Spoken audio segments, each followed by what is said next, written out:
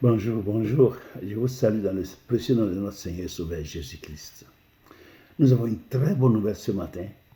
Et cette nouvelle est dans Jean 2, de 13 à 17. Je lis tout de suite la parole de Dieu. La Pâque des Juifs était proche. Et Jésus monta à Jérusalem. Il trouva dans le temple les vendeurs de bœufs, de brebis et de pigeons, et les changeurs assis. Ayant fait un fouet avec des cordes, il les chassa tous du temple, ainsi que les brebis et les bœufs. Il dispersa la monnaie des changeurs et renversa les tables. Et il dit aux vendeurs de pigeons, ôtez ceci d'ici, ne faites pas de la maison de mon Père une maison de trafic. Ses disciples se souvinrent qu'il est écrit, le zèle de ta maison me dévore. Au nom de Jésus, que ta parole soit bénie, Père. Donc, voici le Seigneur qui arrive à Jérusalem. Et il voit dans le temple de Dieu, dans la maison de Dieu, qu'on fait du commerce. En fait, Dieu a dit dans Ésaïe 56, verset 7, ma maison sera appelée une maison de prière pour toutes les nations, pour tous les peuples. Oui, Ésaïe 57. Il est écrit, ma maison sera appelée une maison de prière pour tous les peuples. Tu vois. Donc, dans la maison de Dieu, on ne vient pas faire du commerce. Dans la maison de Dieu, on ne veut pas faire des affaires. Dans la maison de Dieu, on ne vient pas pour vendre les bougies, on ne vend pas les bissapes, on ne vend pas les jus de fruits, tout ça. On vient pour écouter la parole de Dieu, écouter le message de Dieu afin de la mettre en pratique. Parce que tout être humain, nous tous sur la terre des hommes, avons de passer des moments difficiles. Et la réponse à notre situation se trouve dans la parole de Dieu.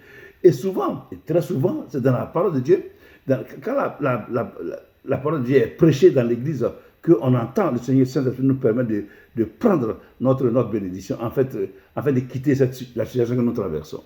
Donc, la maison de Dieu n'est pas une maison où on fait des commerces. On vient pour entendre la parole de Dieu. Quand tu as des problèmes, tu viens dans la maison de Dieu pour chercher ta solution.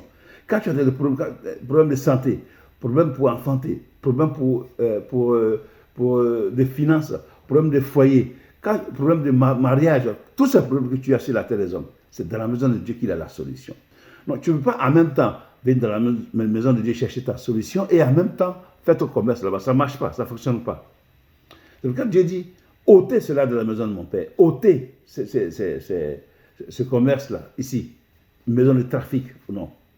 Mais c'est une maison de prière pour tous les peuples, pour toutes les nations. Quel que soit le problème que tu as, tu viens dans la maison de Dieu, c'est là que tu trouves la solution. Donc la maison de Dieu est une maison d'adoration, d'élévation à Dieu, d'adoration sincère au Seigneur. Et en même temps, la maison de Dieu est comme un hôpital spirituel où on trouve des solutions. Donc ce n'est pas un lieu où on vient pour faire du commerce. Donc arrêtez de faire du commerce dans la maison de Dieu. Arrêtez de vendre des bougies. Arrêtez de vendre du nyamankuji, des jus de fruits et n'importe quoi. Tu vois, et des bissapes. Arrêtez de vendre des fruits, de faire du commerce autour. Même si ce n'est pas à l'intérieur aujourd'hui, que c'est à l'extérieur, arrêtez ça. Les gens ne viennent pas pour boire ça. Ils viennent pour chercher Dieu. Ils viennent pour chercher Dieu à cause des situations qu'ils traversent, à cause des problèmes qu'ils vivent. Ils viennent pour chercher la solution auprès de Dieu. Et non pas pour venir boire ça. Il faut arrêter ça.